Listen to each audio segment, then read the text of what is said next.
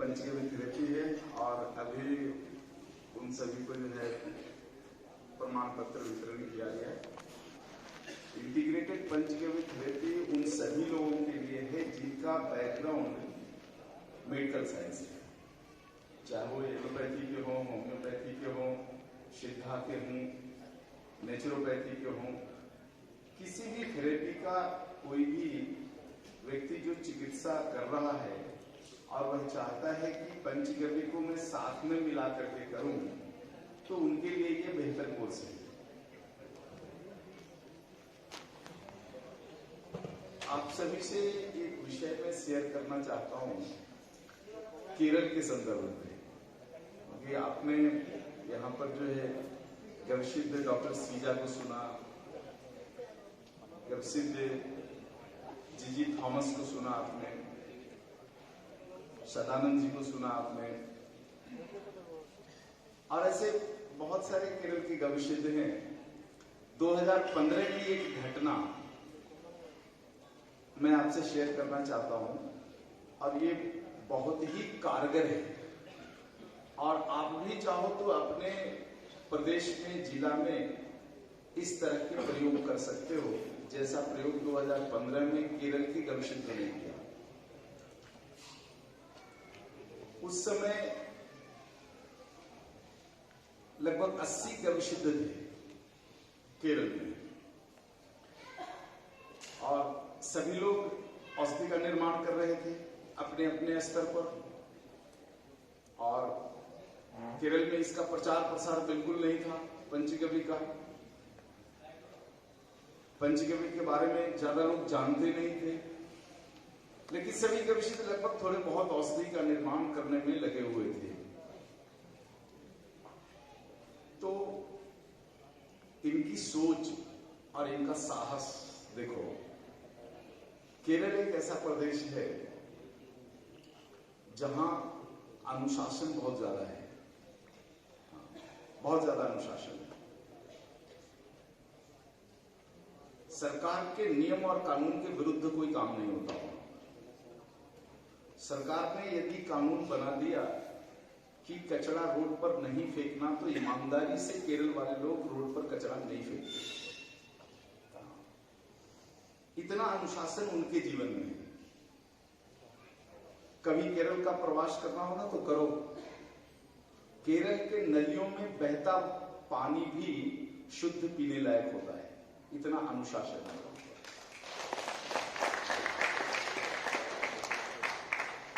नालियों में भी कचरे नहीं मिलेंगे, प्लास्टिक के पाउच और डब्बे नहीं मिलेंगे। तो ऐसे अनुशासित राज्य में जब पंचगव्य चिकित्सा का प्रचार प्रसार करना था, तो वी सदानंद जी और उनकी पूरी टीम, उस समय केवल एक ही विस्तार केंद्र नहीं था उस समय, विस्तार केंद्र बाद में बना, इस प्रोग्राम के बाद में बना। तो इन लोगों ने एक योजना बनाई और उस योजना को कार्यान्वित किया इन्होंने। मैं उसी योजना को आपसे शेयर करना चाहता हूं कि आप भी अपने जिला में, राज्य में यदि पंचगव्य चिकित्सा का प्रचार प्रसार करना चाहते हो तो इस प्रयोग को अडॉप्ट कर लो, बहुत कारगर है। तो इनकी टीम आई हमारे पास और इन्होंने कहा कि गुरुजी आपको 2 सप्ताह का समय केरल के लिए देना पड़ेगा, 2 हफ्ता। चलो ठीक है, निकाले नहीं समय, एक तारीख तय किया गया,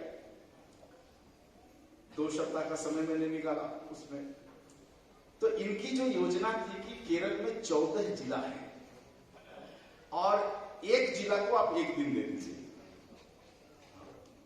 और उत्तर केरल के कासरगोड से शुरू करेंगे और त्रिवेंद्रम तक जाएंगे। 1 दिन 1 जिला। क्या करोगे भाई, 1 दिन 1 जिला? बोले आपका 3 घंटे का व्याख्यान और दिन भर चिकित्सा। लोग कहां से आएंगे? केरल में गोमूत्र पीने वाले लोग कहां से आएंगे? हिंदू की आबादी 45% है वहां पर, कौन आएगा? बोले उसकी चिंता आप छोड़िए, आप समय दीजिए। दिया समय, सारा कुछ निर्धारित हुआ। फिर इन लोगों ने अपना गणित लगाया कि हमारे पास बेचने के लिए औषधि कितना है। तो लगभग 2 ट्रक औषधि इनके पास थी। तो इन्होंने कहा 2 ट्रक औषधि तो हम लोगों के पास है, सारे विशुद्धों के पास, लेकिन एक कम पड़ेगा, 1 ट्रक आप दे दीजिए। उनका ठीक है भाई। तो जो समय था उसमें पूरा 1 गाड़ी औषधि बनाया वहां पर, और उस समय देखो ज्यादा औषधियों पर स्टिकर, उसका पंजीकरण, ये सारी चीजें तो थी नहीं। तो इन्होंने एक पूरा स्कॉर्पियो भेजा कि आप इसमें जितना माल डाल सकते हैं डाल दीजिए, और इसी में आप आ जाइए साथ। तो निकले अभियान पर, वहां से बाय रोड निकले, पूरा गाड़ी में खचाखच, बस मेरे बैठने भर की जगह थी, और पूरा गाड़ी में जो है ये गौमूत्र और उसकी औषधियां सारा कुछ था। जैसे ही तमिलनाडु तक तो कोई दिक्कत नहीं हुई, जैसे ही केरल सीमा में क्रॉस किए, पुलिस ने रोका, बोला क्या गाड़ी में भर रखा है, क्योंकि रात का समय था, और उस समय केरल में कुछ इंसिडेंट भी हुआ था, तो उनको लगा कि बम बारूद जा रहा है एक गाड़ी भर करके, तो पुलिस ने रोक दिया, भाई बोलो दिखाओ क्या है करके। तो वहां पर मेरी बुद्धि काम की, कुछ बिल नहीं था, कुछ भी नहीं था, और कई लाख रुपए का औषधि था उसमें। हमने क्या किया कि उन्होंने कहा दिखाओ क्या है, तो मेरा थोड़ा दिमाग काम किया, और मैंने केश संवर्धनी, जो शैम्पू बनाते हो ना आप, जिसमें दुर्गंध बहुत आती है, उसी को निकाला, ढक्कन खोला और पुलिस के नाक में लगा दिया। वो चल गया एकदम बिल्कुल, अरे अरे ये गोमूत्र है, भागो भागो भागो। गाड़ी पार हो गई, और फिर कासरगोड से जो इनकी योजना जो मैं देखी, दंग रह गया। बहुत अद्भुत योजना इन्होंने बनाई। हाँ, सुबह 2 घंटे का लगभग व्याख्यान रखा, तमिल, हिंदी, अंग्रेजी, उस समय मलयालम भी उतना बढ़िया से मैं समझ और बोल नहीं पाता था, तो सब खिचड़ी भाषा में जो है, थोड़ा हिंदी मिला दिया, थोड़ा तमिल मिला दिया, थोड़ा मलयालम मिला दिया, थोड़ा संस्कृत मिला के कैसे भी समझा दिया। तो 2-2.5 घंटे का व्याख्यान हुआ, और उसके बाद मरीजों की लिस्ट देखी हमने, तो दंग रह गए कि एक दिन के लिए इन्होंने 200-250 मरीजों का पंजीकरण करके रखा था। तो हुआ कि भाई एक दिन में 200-250 मरीज को कैसे क्लियर करेंगे। तो फिर इन्होंने योजना बनाई, और मुझे बीच में बैठाया, शिविर में बीच में बैठाया, 3 गविसिद्धर इस तरफ और 3 गविसिद्धर मेरे इस तरफ, और मरीज आया, पहला गविसिद्धर उसका पर्ची भरेगा, उसका नाम है, गांव है, बीमारी है, ये है, सारा कुछ भरेगा। दूसरा के पास करेगा, और दूसरा गविसिद्ध मेरे पास ला करके एक्सप्लेन करेगा, मुझे मरीज से बोलने का काम नहीं, दूसरा मरीज से समझ लेगा, समझ करके मुझसे बात कराएगा कि इसको ये बीमारी है, ये बीमारी है, ये बीमारी है, क्या करना है इसको। तो उसमें फिर मैंने अंग्रेजी में लिख दिया ये करना है, और इधर वाला जो गविसिद्धर है उस प्रिस्क्रिप्शन को लिया, और उस मरीज को लेकर के डॉक्टर के वहां गया, जहां पर दवाई रखी हुई थी गाड़ी में, वैन में, वहां से दवाई दिया, दवाई देकर वो वापस आया। चौथा गविसिद्धर उस मरीज को पकड़ा, किनारे ले गया, और सारा समझा दिया, ये दवाई ऐसे खाना, ऐसे खाना, ऐसे खाना। और एक दिन में हमने 200 और 250, और एक दिन तो ऐसा हुआ 350 पेशेंट लिए। इससे हुआ क्या कि जितने भी केरल के गविसिद्धर थे, सबको चिकित्सा शिविर में सेवा देने से उनको चिकित्सा करने का अनुभव हो गया। और स्पीड इतनी हुई कि एक मरीज को मुझे अधिक से अधिक 3 मिनट से ज्यादा देने की जरूरत नहीं पड़ती थी। और वहां से जो औषधियां सेल हुई, उसमें हिंदू भी आए, ईसाई भी आए, मुसलमान भी चिकित्सा कराने के लिए आए, सभी लोग चिकित्सा कराने के लिए आ गए। और 11वां जिला जैसे ही क्रॉस किया, सारी गाड़ी खाली हो गई, अब आगे औषधि नहीं।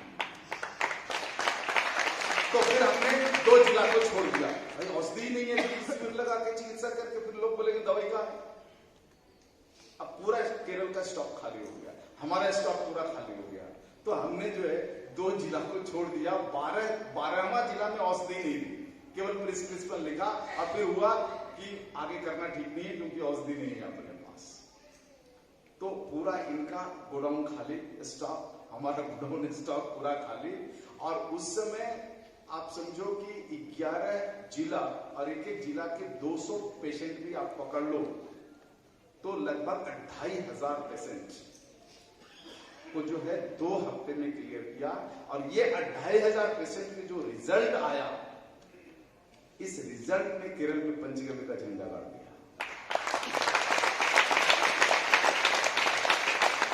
ये पुरुषार्थी कार्य इन लोगों ने किया और इसलिए आज देखो पंचगव्य की चिकित्सा कराने के लिए केरल में मात्र हिंदू नहीं, ईसाई भी आता है, मुसलमान भी आता है। कैंसर हो गया ना तो जाति और धर्म देख करके नहीं होता। और ऐसी बीमारियां जब आपे पर आ जाती है ना तो आदमी पहले धर्म नहीं देखता है, पहले देखता है कि मेरी चिकित्सा कहां हो, चाहे जिस विधा से।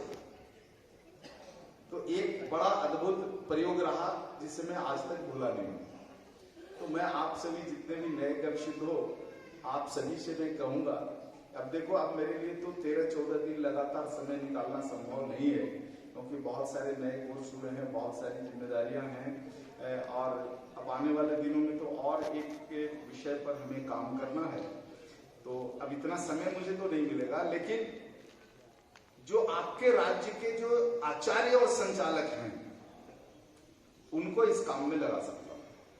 यदि आप अपने जिला में, अपने राज्य में कोई ऐसा नियोजन करते हो आप, और ये सारा नियोजन करना पंचगव्य डॉक्टर एसोसिएशन के बैनर के तले, क्योंकि पंचगव्य डॉक्टर एसोसिएशन के बैनर के मेमोरेंडम में हमने लिखवा दिया है कि इस विषय पर, पंचगव्य के विषय पर चिकित्सा करने का एसोसिएशन को अधिकार है।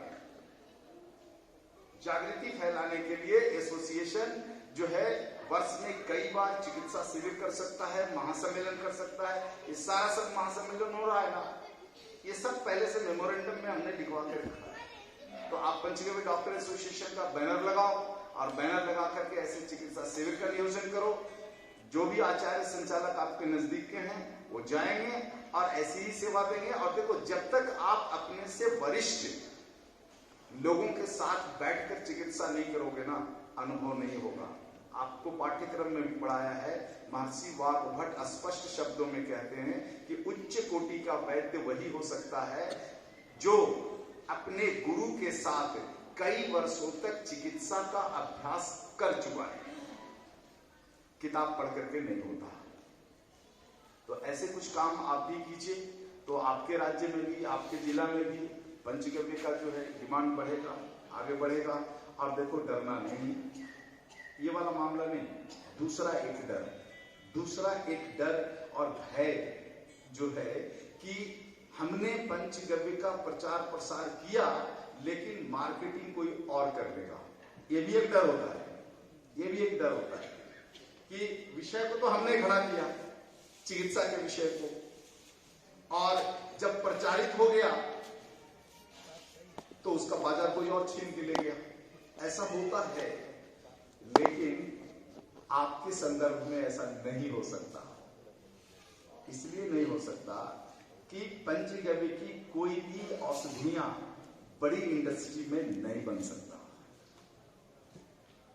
कोई भी बड़ा इंडस्ट्री अगर इस विषय को लेकर के आता है, बड़ा प्रकल्प अगर खोलता है, तो बड़ा प्रकल्प खोलने के लिए जो उसको टर्नओवर करना पड़ेगा, उस टर्नओवर के लिए जितना गोमूत्र चाहिए वो नहीं मिलेगा उसको, क्योंकि गोमूत्र फैक्ट्री में नहीं बनता है और गाय की संख्या रातों रात नहीं बनती।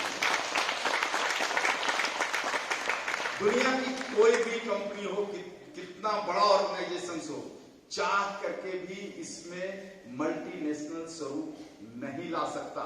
जीवन पर्यंत और सब दिन पंचगव्य चिकित्सा विज्ञान भारत के डिसेंट्रलाइज्ड वे में ही रहेगा। इसको कोई सेंट्रलाइज नहीं कर सकता है। आयुर्वेद सेंट्रलाइज हो सकता है, पंचगव्य कभी भी सेंट्रलाइज नहीं हो सकता। इसलिए ये चिंता छोड़ दो कि हम दौड़ धूप करके, शिविर करके, ये करके पूरी दुनिया में बाजार खड़ा करेंगे और अंत में कोई मल्टीनेशनल कंपनी आकर के माल बना करके वो बेचेगा, ये डर निकाल दो। कोई नहीं बेच सकता। और मल्टीनेशनल को अगर इस फील्ड में उतरना है तब उसको भी लाखों हजारों गाय की गौशाला खोलना पड़ेगा, और यही तो हम चाहते हैं। तो चाहते हैं कि जितनी अमेरिकन कंपनियां बैठी है, सब गौशाला खोलना शुरू कर दे, हमारा काम तो पूरा हो। तो डर किस बात का? आपका बाजार कोई नहीं ले जा सकता। और देखो इतना बड़ा भारत है, और भारत का थोड़ा मैं कहूंगा कि अभी देखो जनवरी आने वाला है, और जनवरी में सरकार बजट पेश करेगी, है ना। अभी तक बजट पर ध्यान नहीं देते हो आप लोग। बजट पर इतना ही ध्यान देते हो कि कौन चीज महंगा हुआ और कौन चीज सस्ता हुआ, केवल इतना ही आप देखते हो। वो छोड़ दो, वो कुछ नहीं है, क्या महंगा हुआ क्या सस्ता हुआ, ना तो कुछ महंगा होता है ना कुछ सस्ता होता है। वो सब मीडिया के शब्दों का खेल होता है और कुछ नहीं होता उसमें। आप इस बार का बजट पढ़ो, और बजट में क्या पढ़ो, हेल्थ बजट भारत सरकार का पढ़ो कि सेंट्रल गवर्नमेंट हेल्थ के लिए कितना पैसा अलॉट किए है, आपके राज्य की सरकार हेल्थ के लिए कितना बजट निकाली है, उसमें एलोपैथी को कितना परसेंट गया, आयुर्वेद को कितना परसेंट गया, थोड़ा अध्ययन करके देखो आप। उसमें एक एक रुपए का हिसाब होता है। सरकार जो बजट पेश करती है ना, जो न्यूज़पेपर में आता है वो वाला नहीं। आपको वेबसाइट बताता हूं भारत सरकार का, nic.in, national informative centre .in पे चले जाओ। उसके ऊपर सारा सरकार का बजट के एक एक रुपए का हिसाब लिखा हुआ रहता है। आप इसमें देखो, हेल्थ का बजट देख करके आप दंग हो जाओगे कि सरकार इतना पैसा हेल्थ के लिए निकाल रही है। उससे चिकित्सा होता है नहीं होता है दूसरा विषय है। आप देखोगे कि भारत का नहीं, पूरे विश्व के जितने देश हैं उन सभी सरकारों का हेल्थ बजट निकाल करके देखोगे तो सबका हेल्थ बजट दूसरे नंबर पर रहता है। पहला बड़ा बजट होता है डिफेंस का, और दूसरा फिर बड़ा बजट होता है हेल्थ का। इतना बड़ा सेक्टर है, 2 लाख करोड़ रुपए का तो केवल भारत में उसका बाजार है। आपकी ताकत उसमें से कितना आप छीन सकते हो। देखो मैं शब्द यूज करता हूं, छीनना पड़ता है बाजार छीनना पड़ता है। बाजार प्रेम से कोई हथेली पर परोस के नहीं देगा। जो हेल्थ का इतना बड़ा सेक्टर है ना, उसमें से आप अपनी बुद्धि और सामर्थ्य से जितना छीन लोगे वही काम में आने वाला है। आप उसमें जाकर के देखो, उसमें हार्ट डिजीज के ऊपर सरकार ने कितना खर्च किया है, कैंसर डिजीज के ऊपर कितना खर्च किया है, सारा बीमारियों पर मिल जाएगा। और उसी में से आंकड़े मिल जाएंगे कि इस देश में कैंसर के मरीज कितने हैं, डायबिटीज के मरीज कितने हैं, हार्ट के मरीज कितने हैं, और आपके क्षेत्र में कितने हैं। वहां से निकाल दो आंकड़े कि आपके क्षेत्र में कौन सी बीमारी के लोग कितने हैं, और उसी पर काम करना शुरू कर दो, उसी पर काम करना शुरू कर दो। यहीं से देखो रास्ता आपको निकल जाएगा। देखो बुद्धि तो लगानी पड़ती है। आपने गपशिल का कोर्स कर लिया, आईपीटी का कोर्स कर लिया, और घर पे टेबल लगा करके बैठ जाओगे कि बस गुरुजी ने पढ़ा दिया, अब हमारे पास लाइन लग जाएगी मरीज की, नहीं लगेगी। आपको चमत्कार दिखाना पड़ेगा। चमत्कार मतलब जो पास पड़ोस के लोग हैं, संबंधी लोग हैं, ऐसे लोगों की बीमारियों को ठीक करना पड़ेगा। वो उसको बोलेगा, वो उसको बोलेगा, वो उसको बोलेगा। और देखो यहाँ पर जितने लोग आएगा, जो आपके सीनियर सब लोग हैं, इनमें से पूछ के देखो ना किनके क्लिनिक में बोर्ड लगा हुआ है। मुझे नहीं लगता कोई 1-2 को छोड़कर के किसी के क्लिनिक में बोर्ड लगा हुआ। किसी के क्लिनिक में बोर्ड नहीं लगा हुआ। चंदू भाई के क्लिनिक में बोर्ड लगा है क्या? कुछ बोर्ड ही नहीं है। वो दामू था ना, दामोदर है? अरे जब मैं गुजरात गया ना तो मैं इनके ऊपर चिल्लाया, चंदू भाई आप पंचगव्य डॉक्टर एसोसिएशन के नेशनल प्रेसिडेंट हो, कहीं लिखा हुआ ही नहीं दिखता है कि आप नेशनल प्रेसिडेंट हो। एक बोर्ड तो लगाओ कम से कम। 4 बार चिल्लाया हम तो बोर्ड लगाया। बोर्ड लगाने की फुर्सत कहां है? बोर्ड लग जाएगा तो क्या हालत होगी समझते हो आप? ये दूसरे थेरेपी के डॉक्टर जो है ना, अपने क्लिनिक में बैठ के मक्खी मारते होंगे। आप ईमानदारी से बैठो, आपको मक्खी मारने की जरूरत नहीं पड़ेगी।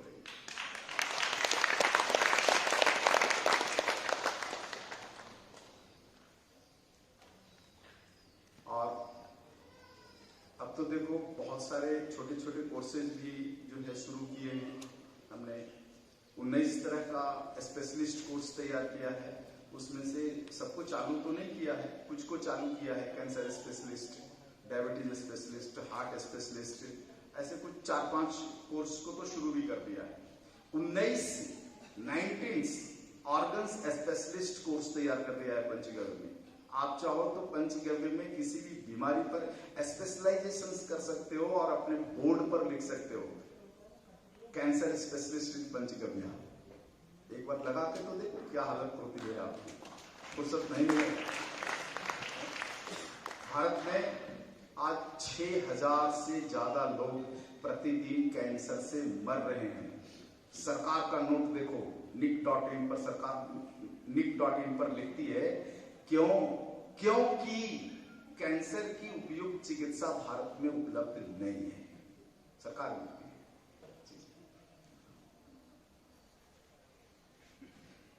परिश्रम तो करना पड़ेगा, देखो बिना परिश्रम के कुछ भी नहीं मिलता है। भोजन भी करते हो ना तो हाथ को परिश्रम करना पड़ता है, तब मुंह में भोजन जाता है। तो ये मानसिकता से बिल्कुल निकल जाओ कि आपको डिग्री मिल गई तो आपकी दुकान चल जाएगी, मेहनत करोगे तो आपकी दुकान चलेगी। थेरेपी में कोई खोट नहीं है। आज देखो गवशिद अंक आप देखो, पढ़ो,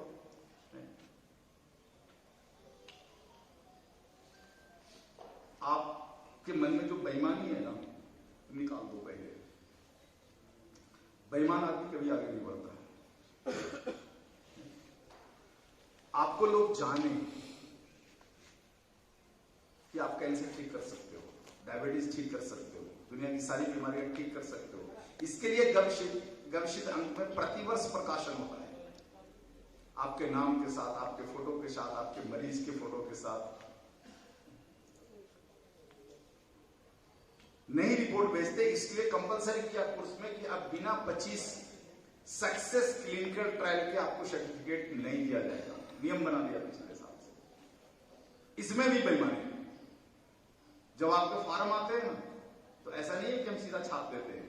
आपके फार्म आते हैं तो मरीज से बात करता हूं मैं या फिर हमारे साथ जो लोग हैं वो बात करते हैं, क्लियर करते हैं कि सही है या नहीं है।